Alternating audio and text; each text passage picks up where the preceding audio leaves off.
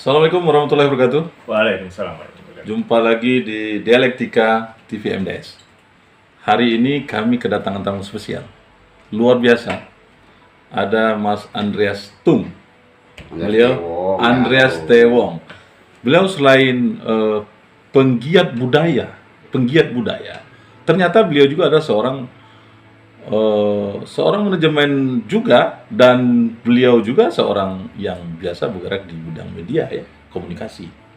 Dan ini ada Mas Surono. Mas Surono ini adalah teman saya ternyata ketika kami masih sama-sama di Jawa Post Group ya. Ya, Jawa Post Group. Jadi kami memang orang media yang selama ini beraktivitas di bidang jurnalis, dan saat ini beliau adalah seorang guru, dan itu juga guru bahasa. Nah, dialektika kita hari ini, kita akan bincangkan tentang rekam jejak digital. Kenapa? Karena banyak kita mendengar, baik politisi, pengambil kebijakan, dan teman-teman kita sendiri, ketika mereka berbicara di publik, itu tentu akan terekam, akan ada jejak digitalnya. Nah, sekarang kami ingin ke Mas Rono dulu. Mas, kita tahu bahwa ketika seorang politisi, seorang pengambil kebijakan publik, baik wali kota maupun wakil wali kota ataupunlah kepala dinas, bagaimana sih sebenarnya berbicara di publik itu yang baik kepada rakyatnya? Sebenarnya sederhana saja. Saya tetap menyebutnya Ustadz karena beliau adalah guru saya. Hati-hati dengan jejak digital, itu sangat benar sekali. Karena jejak digital itu bisa dilihat kapan saja dan itu sangat membekas di masyarakat. Bagaimana baiknya? Ya tentu saja Ustadz, sederhana saja. Harus sesuai dengan apa yang mau dilakukan oleh orang itu. Apa yang mau dilakukan orang itu? Bagaimana ternyata dia itu hanya sekedar ucapan? Nah, ini yang jadi masalah saat ini. Terutama pada saat menjelang momen-momen tertentu. Pilkada. Sebutan aja pilkada. Kenapa? Oke, nggak masalah ya. Nggak masalah dong. Pemilihan legislatif.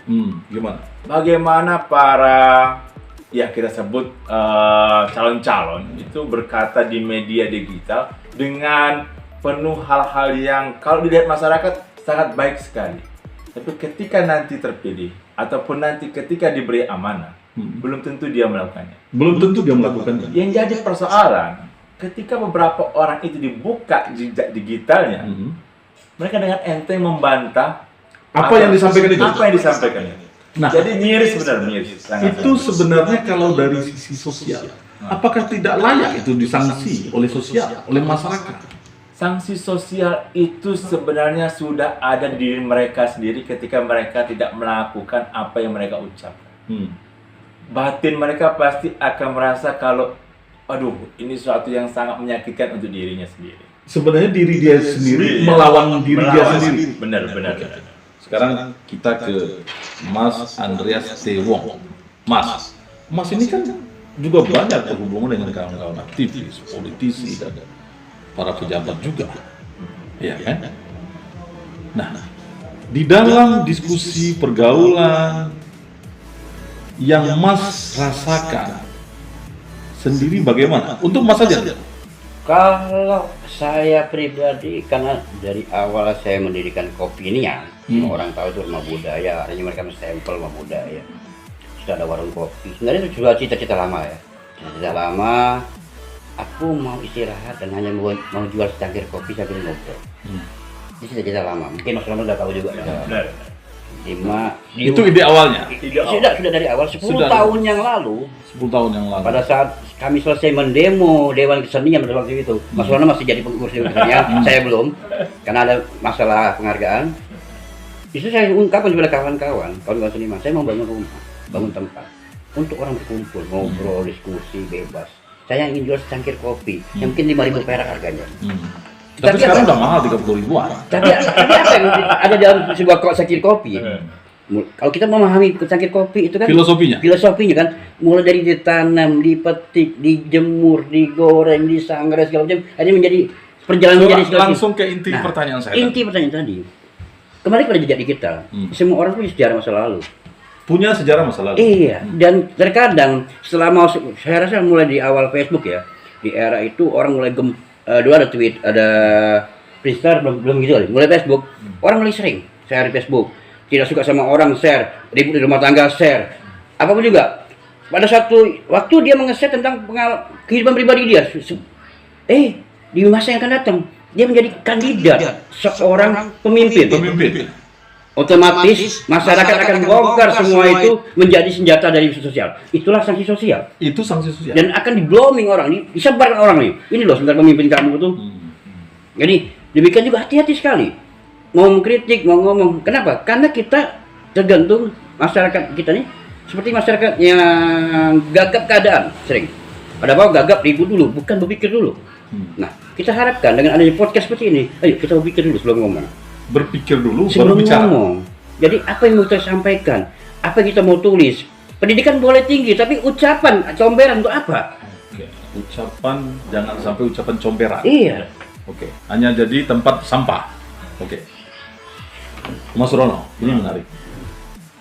Apakah orang yang telah memiliki sekian banyak jejak digital dan ketika dia mencalonkan diri sebagai seorang leader atau pemimpin untuk sebuah kota itu, apakah dia tidak punya pemikiran bahwa nanti ketika jejak digitalnya ini ketika disandingkan, disebarkan, tidakkah itu akan membuat dia malu? Tapi sebenarnya Ustadz, kita harus jangan membuat jejak digital itu menjadi kerdil hanya untuk calon pemimpin ataupun partai politik, orang-orang yang berkecimpung di partai politik. Tapi kan yang mempengaruhi Benar, kebijakan publik itu adalah mereka. Ya. Kalau hanya sekedar individu kita kan nggak ada masalah. Benar. Kalau itu digunakan untuk diri dia, yang jadi persoalan dia mengurusin kehidupan kita. Tapi saya mengatakan jejak digital itu berbahaya untuk semua orang, Untuk termasuk semua. Ustadz, termasuk saya sebagai guru. Ketika saya memberikan jejak digital yang kurang baik dan itu terekspos oleh siswa saya, itu akan menjadi membunuh karakter diri saya juga. Membunuh karakter. Membunuh karakter. Nah, bayangkan ketika orang-orang dalam tanda kutip biasa seperti kita, Ustadz, guru, dibandingkan dengan pejabat publik yang punya, kata Ustadz tadi, menentukan kebijakan untuk orang banyak, melakukan kesalahan dalam jejak digital, itu luar biasa parah. Sama seperti kayak ketika orang... Bagaimana sih sebenarnya harus sikap kita rakyat, sikap kita sebagai rakyat ini menghadapi situasi seperti itu? Sebenarnya ada dua hal yang harus kita pisahkan ya. Jejak digital itu ataukah berhubungan dengan kepribadian beliau atau itu tentang hal yang berhubungan jabatan beliau. Misal contoh, kalau yang tadi kata Mas Teguh soal keluarga, itu kan pribadi beliau. Ya, pribadi. Sangat pribadi. Tapi bisa dijadikan senjata tetap. Bisa dijadikan catatan. Bisa dijadikan catatan. Dan senjata lawan politik lah kalau kita bicara. Atau yang menyangkut kebijakan publik. Apakah kita melihat itu hanya sebagai sebuah gimmick politik atau memang itu menggambarkan karakter? Ada loh yang gimmick politik. Ada gimmick politik. Gimmick politik sederhana saja. Pemilu kada yang tahun lalu dia mendukung ini. Pemilu kada yang akan datang ternyata dia memilih yang ini. Dua calon yang berseberangan. Itu banyak sekali kita temukan. Ucapan-ucapan ketika dia menghujat lawan politik yang didukungnya di periode berikutnya itu banyak sekali kita temukan. Nah, itu apa itu? Nah, saya kayak kalau punya gimmick politik atau apa mungkin Mas Teguh bisa. Mas Teguh. Manusianya. Manusianya. Kalau manusia oportunitis, Bukan situasional ya. bukan manusia. Kalau dia manusianya yang punya oportunitis, dia masa bodoh di digital ini. Bagi dia tujuannya tercapai. Bermasalah nggak sebenarnya masyarakat yang orang seperti itu? Tergantung kan, karena kita ini unik hidup. Suatu ketika aku jadi pelaku kejahatan di penjara keluar, tiba-tiba aku jadi dermawan, orang mendewakan saya. Ya kan? Karena melihat saya berubah. Tadinya jadi kita negatif bisa dipuji-puji, oh dia gini. Tergantung manusianya kan. Tergantung bagaimana menggorengnya. Orang-orang ternyata suka, wah dia dulu gini loh. Mantan bandit, mantan apa. Sekarang dia jadi kiai, jadi ulama, jadi pemuka masyarakat, jadi dermawan. Dianggap tidak ada kayak gitu. Tapi yang paling sering adalah jejak digital politik, itu paling bahaya. Ya. Karena apa? Kita akan memilih pemimpin. Karena mempengaruhi kehidupan nanti masyarakat. Jadi kita tidak pernah tahu ke depan kita akan jadi pemimpin atau tidak. Karena itu pemimpin kan adalah sebuah anugerah ya, kalau kami bilang sebuah keberkahan. Orang yang jadi pemimpin adalah orang yang diberkahi. Dalam agama saya anut kan orang yang diberkahi. Berarti dia harus juga menjadi anugerah bagi orang banyak, bukan menjadi musibah bagi orang banyak. Nah, sebelum dia menjadi musibah, masyarakat sudah ngupas dulu. Harus dikupas. Harus dikupas dulu. Jadi kalau sudah ngupas masih salah pilih, ya jangan disalahkan lagi. Salahkan lagi dong, ya nggak ya? Tapi banyak kan yang mengupas lawan politik jejak digital itu. Nah sekarang coba, misal sebagai Ustadz Dasril yang pemilik podcast, ketika nanti podcast ini dijadikan salah satu sumber melawan politik tertentu, ketika Ustadz Dasril ternyata Mas Teguh 2024 menyalonkan jadi wali kota. Ternyata jejak digital ini berbahaya untuk Mas Teguh, dijadikan bahan oleh lawan politik Mas Teguh. Nah, sebagai pemilik podcast, sebagai pemilik media, apa yang akan dilakukan oleh Ustadz Dasril? Sebenarnya kalau itu hal yang artinya kita bicaranya dari sisi moral. Artinya kita tidak bisa juga berprasangka. Prasangka kita tentu adalah prasangka yang baik.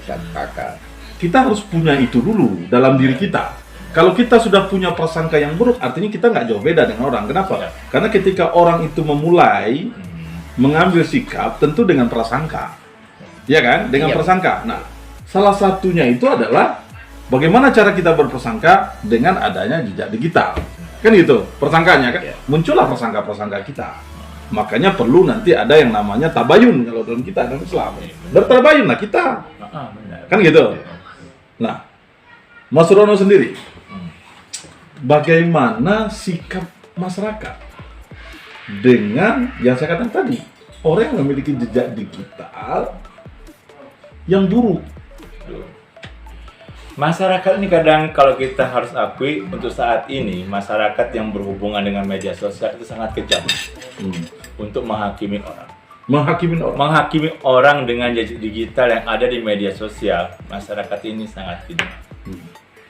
Bukan hanya hitungan tahun, Ustadz, malahan hitungan dari masa lampau pun ketika orang mendapatkan berita negatif seseorang, media sosial menjadi senjata yang paling ampuh saat ini. Saya pun termasuk ketika dengan Ustadz untuk podcast ini pun saya sangat khawatir. Apakah podcast ini bisa menjadi satu peluru-peluru yang akan tajam nanti ketika akan menjurus ke seseorang. Jadi sikap masyarakat sederhana kalau menurut saya. Jangan ditelan mentah-mentah. Pelajari dulu jejak digital yang disebarkan oleh seseorang untuk orang lain. Yang kata, jangan sampai terjebak makan hoax. Terus kata Ustadz tadi juga saya sangat pendapat. Jadikanlah itu sebagai penilaian untuk diri sendiri dulu.